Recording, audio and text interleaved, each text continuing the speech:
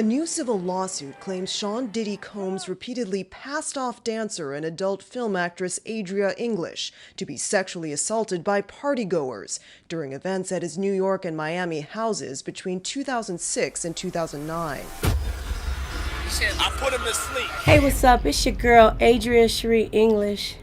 And I was at those white parties. I was the one that had on the black dress. Being groomed, being recorded, sold without my permission. I just want to let Diddy, his lawyer Mark, and his fake-ass mama, who's really his auntie, know that I'm coming for all three of you guys in Jesus' name. And I can't make this shit up.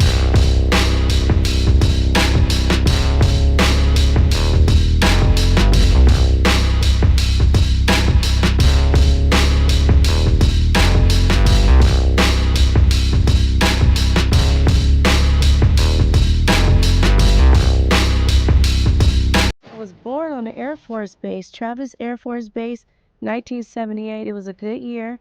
I was born to my parents, Michael and Adria and Marcy. They met at the tender age of 13 years old. They got married the day after my mom graduated from Crenshaw High. She attended with Ice-T. The day after she graduated high school in 1976, she married my father. He was in the Air Force, and they moved to Northern California, where my mom pursued a nursing career, and my dad was an officer in the Air Force. I'm a Christian. I love God. I believe in God. Born and raised in believing family. But I took loans to go to Long Beach State. They put me in the co-ed dorm, Los Alamitos, where the girls were stripping to get through school. They were paying their mother's rent, so I started running with the strippers. And that led me into the adult industry. I met Jake Steed. He was my boyfriend at first. And then he said he had a way that I could be financially straight forever. And he said, we make some good love, right? Why don't we, make a movie? And I'm like, what? Are you serious? Like, I thought he was joking. The next day, he came to our apartment with movie producers. And they told me, we'll make movies that no one will ever see in America. They'll be overseas. And overseas sounded so far away to me.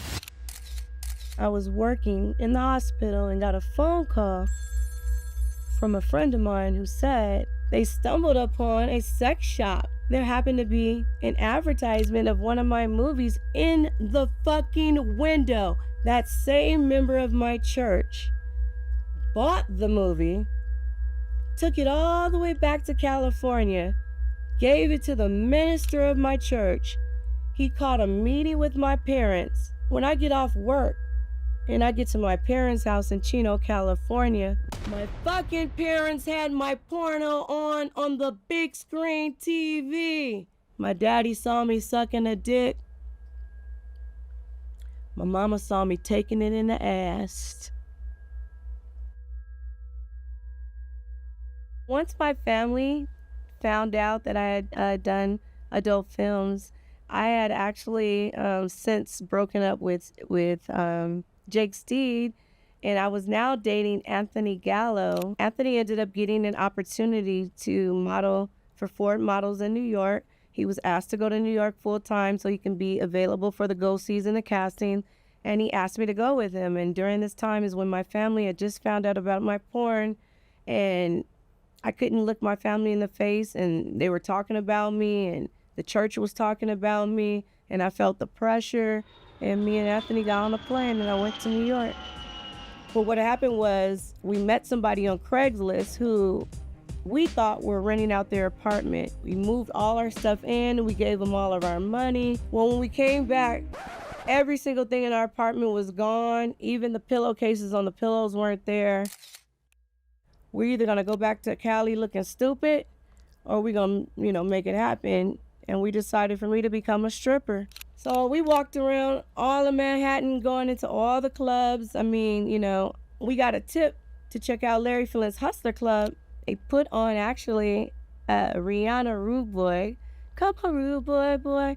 And this is when I was a Rihanna fan. Now we're going to talk about Rihanna later on in the story because Anthony ends up cheating on me with her, and I can't make that shit up. And they told me, you're hired and I can start tomorrow. and we celebrated. We were so happy. Oh my gosh. I started the next day and I literally on the first night made $5,300. They gave me the name Sasha. In the future, when I ended up working for Puffy at his private white parties, I was also announced as Sasha. Beyonce didn't start going by Sasha until 2008 or 2009 when she started dating Jay-Z. So why would somebody with the exotic name Beyonce have to change her name into a common Russian name as Sasha and then have a stripper persona when you were already famous as Destiny Child? You never had to be a stripper. That persona was me. And after she did that, that's when I sent my homegirl in on her daddy, and her daddy made a baby with her, and then Beyonce's parents got a divorce. Her daddy was flying us back and forth from LA to New York, ex-trafficking us. I told him that she was gonna try to get pregnant, and he said, I'm Matthew Knowles. I can't get AIDS or get a girl pregnant. One story is when Anthony booked the Rockaware campaign, we were chilling in this little lounge, and we were on this side of the bar, Jay-Z was on that side of the bar. Anthony went to he had to use the bathroom. He goes, hey, you need to use the restroom. If I come back from the restroom and you over there talking to Jay-Z, it's over between us. I said, I would never disrespect you like that. How come when he came back from the bathroom was Jay-Z over here standing next to me on my side of the bar, he had came to me. Yeah, he's tried to get with me. He killed Aaliyah, and then when he couldn't get with me, that's when he got with Beyonce because she was too naive. Okay, so one day I get the opportunity to go with Anthony to one of his casting calls. He said that he was going to the Sean John audition. I was like, hell yeah, I'm down to go with you. We're in Bad Boy Studio waiting for Anthony to, get called. And so now it's Anthony's turn or whatnot. And so I wait in the lobby and he goes into the room. All of a sudden I hear, man, fuck that. I'm like, what? And he said, man, he just literally turned. We stepped 1 or 2 feet off the elevator. He said, man, that nigga tried to ask me to suck his dick. And I said, who asked you to suck his dick? He said, man, Puffy asked me to suck his dick. When he said no, pretty much I thought that opportunity was, it's a wrap. I'm going on about my life. Shortly after meeting Tamiko Thomas, long story short, she asked me and she said that Diddy wanted to have a meeting with all of us. With Diddy, Anthony Gallo, her, me, and a few other people. And it was basically asked that if I would agree to work at his white parties. I'm not even gonna lie, I was low-key like a groupie to all these people. Mary J. Blige, Busta Rhymes. I grew up listening to all these people, so to get an opportunity to be in the same room with them not only was amazing in itself, but I could actually get paid. And then I had a girl group. I rap, I sing, and I had told Puffy this, and he, promised me he would help put my group out, and he was gonna sign me. Cool Kid had held a meeting at Empire State Building with me, Who Kid, 50 Cent. I brought one of my homegirls and one security guard, and he wanted me to start Shea 45 radio station with him. And I literally told 50 no, because I was a dancer and I was working for Diddy. But now me and 50 are in talks and we got some business coming, so I rectified that situation. The very first party, I was very, very excited. I was told that just to be, ready with my hair and makeup done, that our wardrobe would be provided. And they sent a car service for me the very first time. Anthony walked me down. We were in a doorman building. Doorman opened up the door, and I felt like a princess. I'm like, wow, So we rode up right to the front door, and Diddy himself, Sean Combs, Puffy back then, greeted us. When we arrived, it was before the party started, and he walked us inside to show us where we would be getting ready, getting dressed at. That's when he gave us the white outfit. Puffy, he really liked texture, and so he wanted us all to feel the texture of the material, and he was just emphasizing on how soft it was, and I thought that was interesting. I thought maybe he was, because of Sean John, he's really into fabric and fashion like that. So at the time, I didn't think anything, strange about it. And it was really said, like, girls, you guys drink from these bottles, and this is the guys' champagne. Girls don't touch the guys' champagne. Guys don't touch the girls' champagne. And then it was interesting because there was a table that had, like, every party favor you wanted to see. There was blue and pink go up. There was weed. There was alcohol. There were pills. I didn't do any of that stuff. At the time, all I did was drink alcohol and smoke weed. But when I drank that particular alcohol, I was faded, like way more than I was. People started showing up. Paris Hilton was one of the first girls to arrive, and when I took her picture, she said, let me see. And she wanted to see, and she made me take it like 3 or 4 times until she liked the picture. Mary J. Blige came with her ex-husband, who was also her manager. Busta Rhymes came with a female. I have a whole bunch of pictures that the press, and it's not included in my lawsuit. I just got to get out my storage. Man, everybody. Jay-Z came. Reverend Al Sharpton, why was he there? Why were you there, Reverend? Donald Trump was there. Stormy Daniels, shout out to Stormy, was there. Superhead was there. We got in an argument. We almost started scrapping. Diddy had to break us up. Diana Ross, why did you stand there staring at me like this with the residue? I can't make this shit up. And we were instructed to dance for a certain amount of time and then get off the stage and mingle with the crowd and the guests for the, a certain amount of time.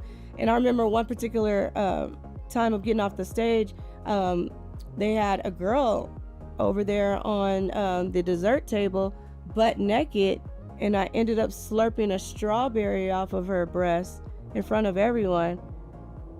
Found out later she was only 14 years old. The same girl I'm talking about, she had to use the restroom, but Diddy wouldn't allow her to use the restroom, and she ended up shitting on stage, and it was the wet shit that went everywhere. And even Denzel Washington went up to Diddy and said, man, you don't have respect for nobody, and she got beat for that. But at some point, I'm walking around, I'm a zombie, and everyone is a zombie. Ja Rule is running around butt naked, slapping Diddy on the ass. People were at chains and they were leading people on dog chains.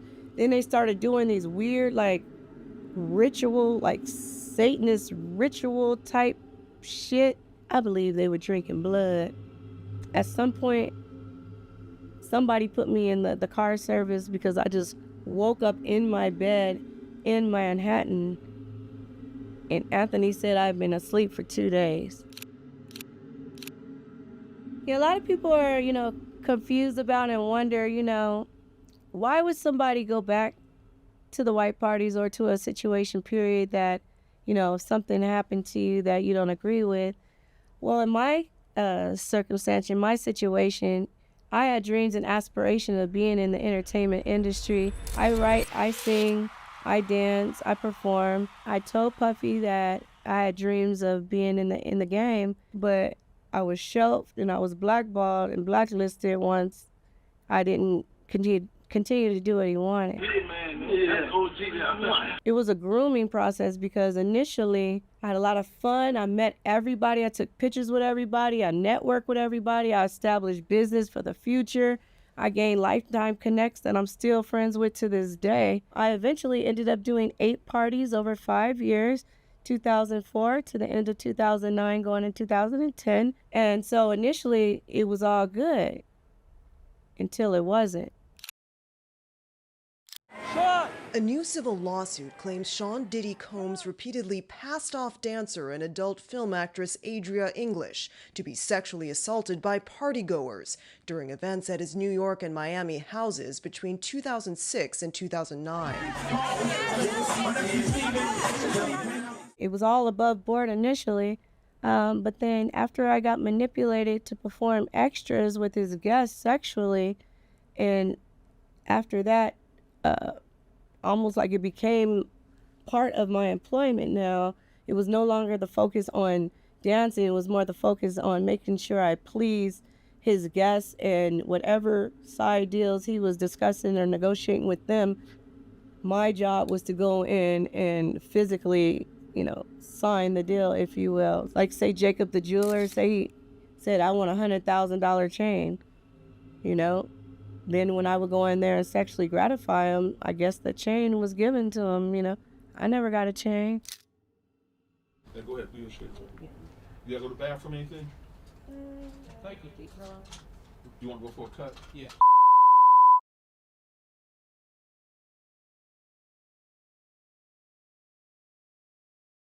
I had to tell everybody to cut the cameras.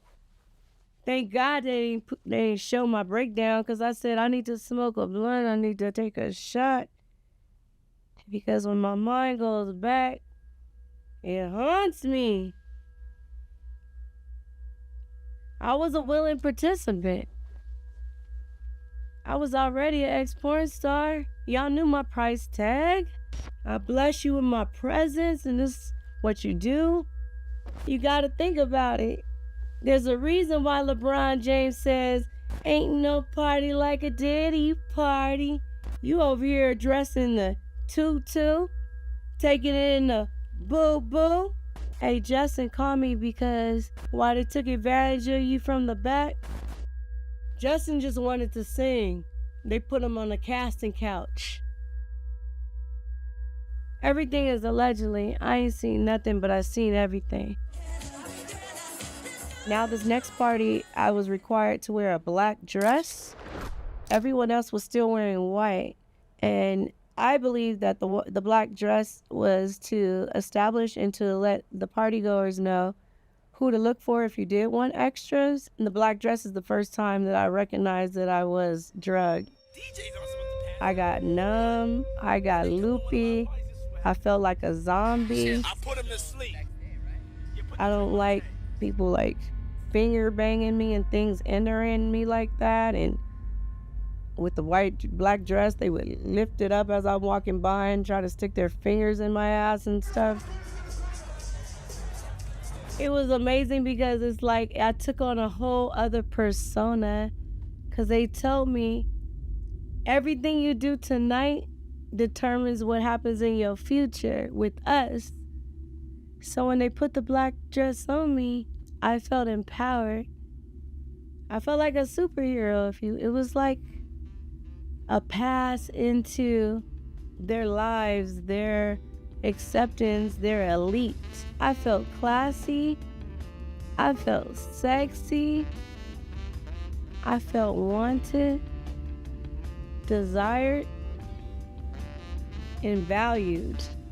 They made me feel special because I was the only one at the white party with the black dress on.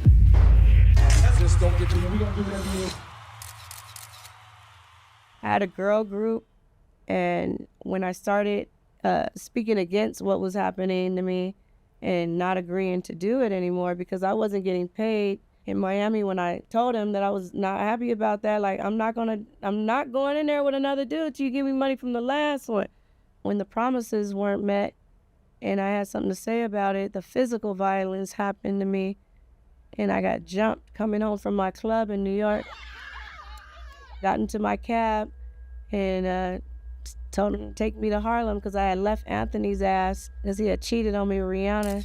And so I left his ass and I got me another spot in Harlem, and I was coming home from work. When I got to my apartment, they were following me in a car service, and when I got out, they jumped out and they said, "Bad boy, bitch." And then one bitch socked me, another bitch, and they were trying to take my cell phone and my money, and I was hunched over like this.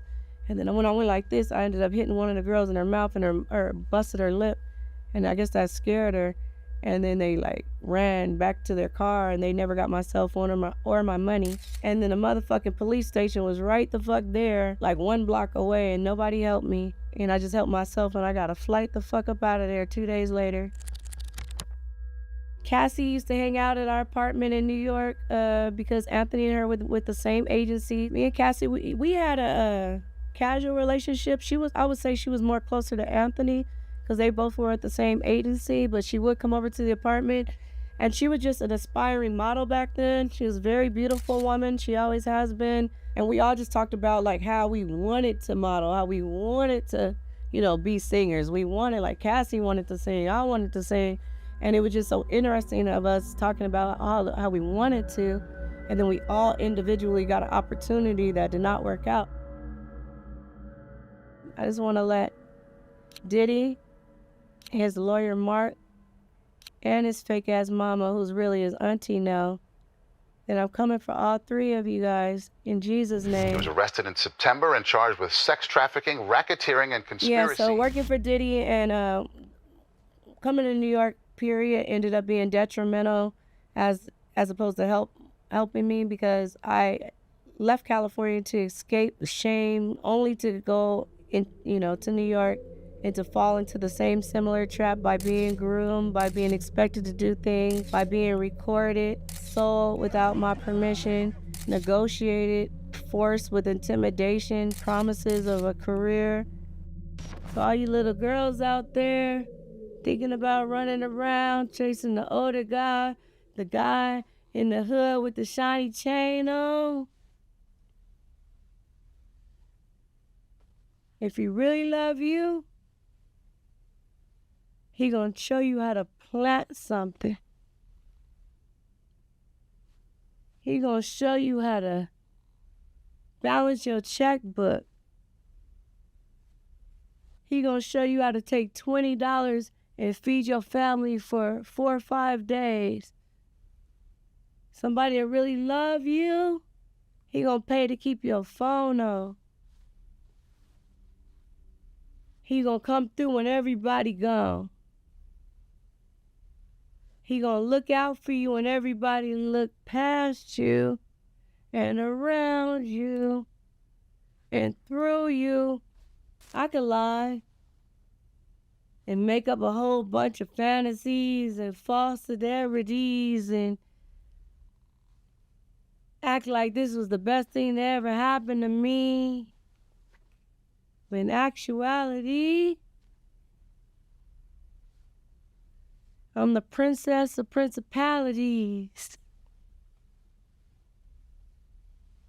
Can't make this shit up.